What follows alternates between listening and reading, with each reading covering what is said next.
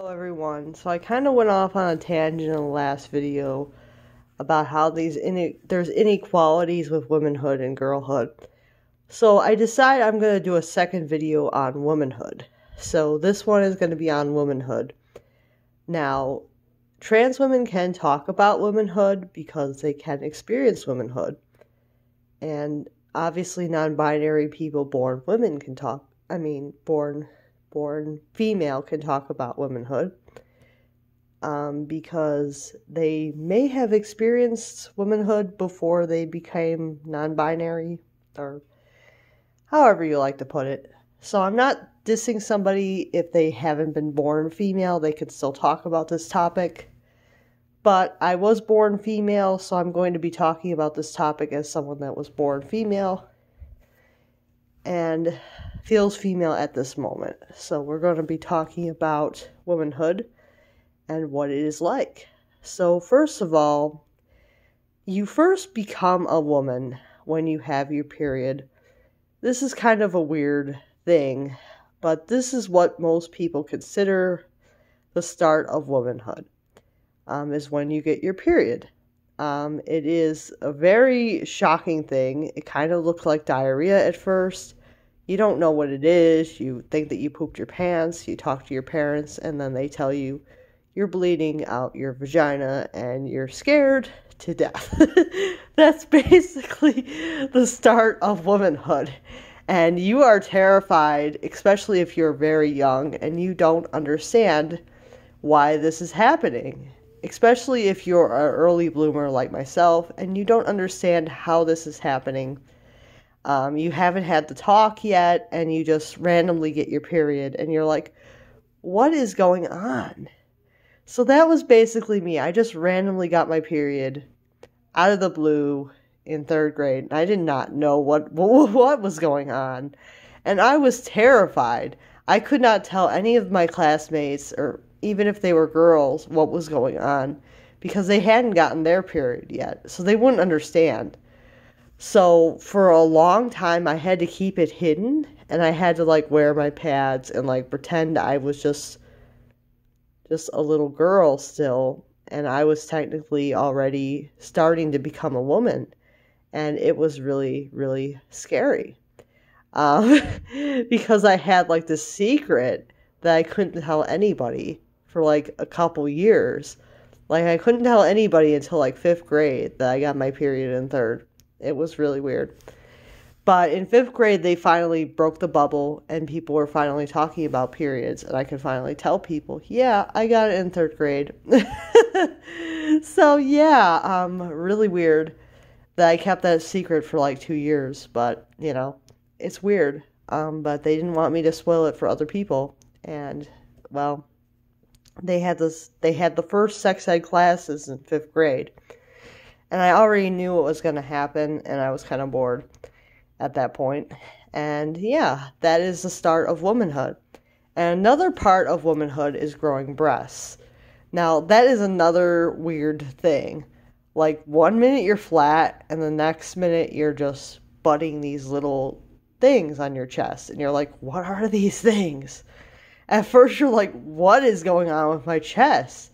All of a sudden your nipples start to grow and they become these breasts, and you're like, what is going on?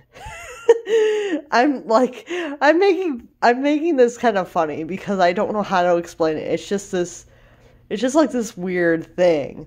It's just they just grow and they grow until they're an A cup, and then they're really small at first, but the boys notice them, and it makes you really uncomfortable because people notice them, and then you have to wear a sports bra to hide the fact that you grew breasts because you're scared, because people notice them, and it makes you feel weird.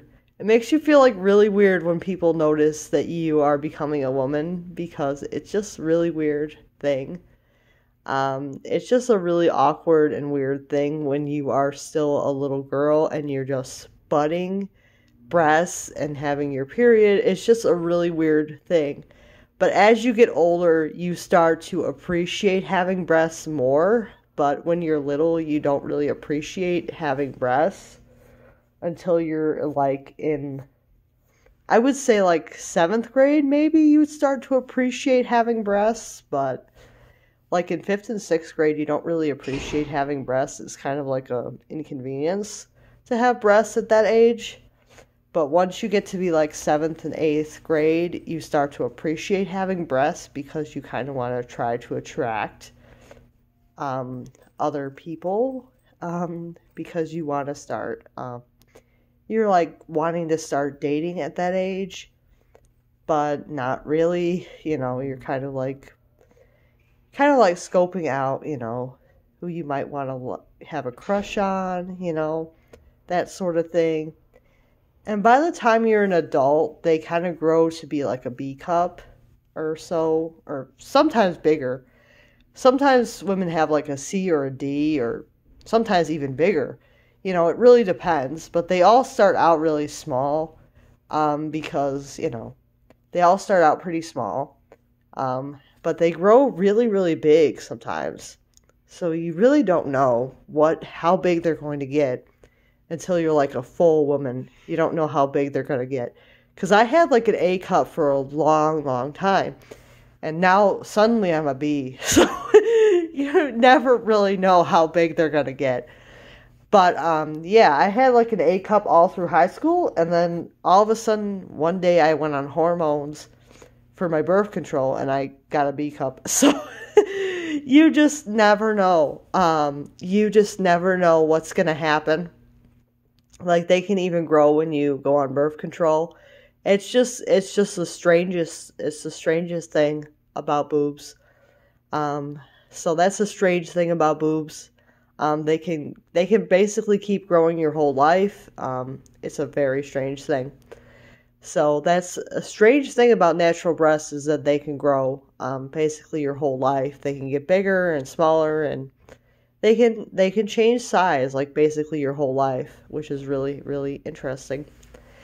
And so another thing that women can do is that women can give birth. I have not experienced this, so I don't know much about giving birth. But obviously you can push a baby out your vagina after 9 months of it being inside you. So after 9 months of the baby growing inside you, your belly gets big, and then you can push the baby out your vagina. Or you can have a C-section where they cut open your uterus and they take the baby out. So that's another option that you can do. If you don't want to push the baby out your vagina, they can cut open your uterus and they can take the baby out that way. So that's another way that you can do it. But yeah, I don't know if I would ever want to give birth, but it's an option. It's something that every woman can do, unless they're sterile or for some reason they have infertility issues. For the most part, most women can do this. I shouldn't say every woman. I would say most women can give birth. It's most women, most born women, I should say, can give birth, but not every born woman. There are people with infertility issues and people that are sterilized for different reasons. They can have hysterectomies and things like that, that cannot give birth, but for the most part, the average woman can give birth. So those are some things about womanhood, and it's a very interesting experience to go into that. It's a very interesting experience, but like I said before, there's a lot of expectations being a woman. Society kind of expects you to be pretty, even if you don't feel pretty. They expect your hair to be really nicely brushed. They expect you to wear makeup if you have a really high-paying job. They expect you to just be really friendly and be like very approachable. Unlike men, they expect you to be very approachable and things. There's different things that people have, like these expectations about women that they don't really have about men. So there are a lot of expectations. They obviously expect you to dress very well for your work. If you don't have a uniform, they expect you to dress very feminine. There are very high expectations to working as a woman, too, is kind of what I'm trying to say, is that if you want to work, you're going to have very high expectations. And if you are a homemaker, there's going to be high expectations for you as well. They expect you to take care of the children. They expect you to do most of the housework, like the laundry and the dishes and the cooking and a lot of the stuff that you have to do around the house, like cleaning and all that stuff. They expect you to do all that stuff. If you are the homemaker, they expect you to do a lot of stuff too, but they expect you to look pretty too. And it's like really difficult. No matter what you choose to do, whether you choose to stay at home and take care of the kids or you choose to work, there's a lot of high expectations for being a woman. And that's basically all I have to really say. Like, I went off on a tangent about the inequality in my last video, if you guys were curious. There is a lot of inequality about men being treated better than women in the workforce and things like that, but I went off on that in the last video. But this is basically about what being a woman is like, just on womanhood. And I hope you guys enjoyed. See you guys next time. Bye now.